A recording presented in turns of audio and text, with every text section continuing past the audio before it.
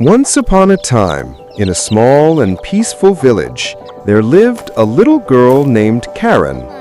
Karen lived with her mother in a small, cozy house. Although they were not wealthy, it was filled with laughter and love. Karen was a very curious little girl, always asking her mother about everything in the world. One night, she looked up at the sky and asked her mother, "Mommy, what are those sparkling dots up there?" Karen's mother smiled gently, stroked her daughter's head, and replied, "Those are stars, my love.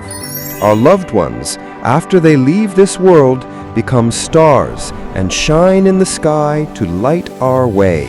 Karen's life consisted of only a few simple toys, an old dress, and a pair of wooden clogs that her mother had made for her by hand. But the clogs were too hard and tight, making every step Karen took painful and difficult. One day, when her mother was sick, Karen had to go to the market to buy medicine. On her way, she happened to see a small box hidden on the side of the road. Opening the box, Karen was astonished to find a pair of brilliant, bright red shoes inside. The shoes were so beautiful that Karen couldn't resist. She quickly picked them up and took them home. When she saw the red shoes, her mother said gently, "These shoes may not belong to you. You should return them to their owner." However, Karen stubbornly replied, "No, I found them, so they are mine." Then she hid the shoes away. Many months later, one day Karen came home and no longer found her mother in bed. Looking up at the sky, she suddenly understood that her mother had now become a sparkling star, the brightest star in the sky. The next day, at her mother's funeral, Karen still secretly wore the brilliant red shoes. Everyone there was surprised and uncomfortable to see a little girl wearing such dazzling shoes to such a solemn place. Just then, a kind old woman was passing by the cemetery. She saw Karen, and upon learning that the little girl was now all alone, offered to take her in and bring her home. With the old woman, Karen lived in a warm house and was bought new clothes and lovely shoes. The old woman did everything she could to make Karen happy. However, Karen remained very stubborn and refused to wear any shoes other than the red ones. No matter what gifts she bought her, she disliked them. No matter what food she cooked, she wouldn't eat it. Karen only knew how to grumble and complain. As time went by, Karen grew bigger and the red shoes no longer fit. She continued to grumble and demand that the old woman buy her a new pair. One day, while at a shop, Karen saw another pair of bright, shiny red shoes, just like her old ones. She immediately pleaded with the old woman to buy them. The old woman explained that they could only afford one pair and suggested Karen choose a simple pair of black shoes instead. But Karen stubbornly declared, "If I can't have the red shoes, I'll walk barefoot on the street." Left with no other choice, the old woman had to buy both pairs of shoes. On the way home, the old woman walked on tiredly, sadly, with tears in her eyes. Karen, however, happily skipped and ran ahead in her new red shoes. She didn't even glance at the black pair. One day, the old woman told Karen they needed to attend a funeral and instructed her to wear the black shoes. Karen went into her room, stared at the shoes, but could not resist the allure of the shiny red pair. She secretly put on the red shoes, used her dress to cover them so no one would see, and then left for the funeral.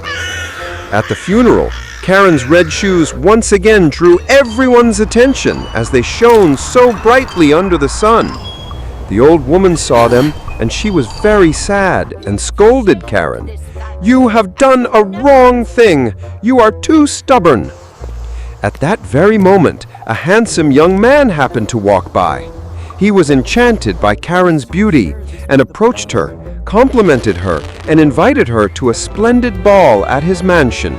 Karen was overjoyed accepted the invitation and began to dance with excitement.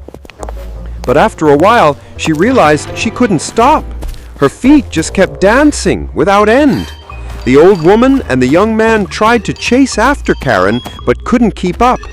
In the end, they had to give up and watch helplessly as she danced further and further away.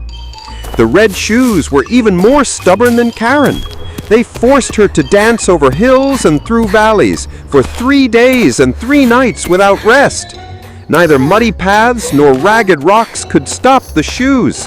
Karen screamed, "Stop! Please stop!" But it was no use. Her feet were swollen, covered in scratches and bruises. She stepped in mud and was pricked with thorns, but the shoes kept on dancing madly. It wasn't until a hunter passed through the forest and heard Karen's cries for help that he ran to her side. With great effort, he managed to remove the shoes from Karen's feet. At that moment, Karen collapsed from exhaustion. The red shoes, however, did not stop. They leapt away and vanished into thin air. Finally, Karen had realized a valuable lesson. She had to let go of her stubbornness. She thanked the hunter for saving her.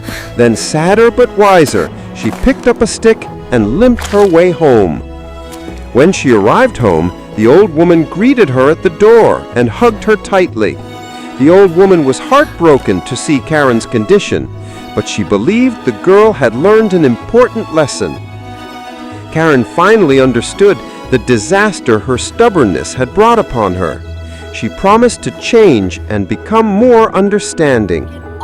From that day on, she treated the old woman with respect and always listened to her advice.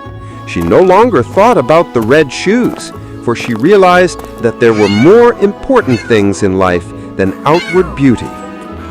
A few days later, there was a knock at the door. It was the handsome young man she had met. He said he had been searching all over the city for her. Karen was overjoyed.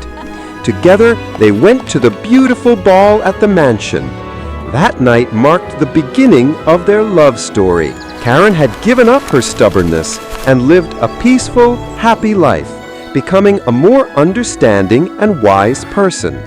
She had learned that true beauty lies not in outward shoes, but in a kind heart that is willing to listen and change.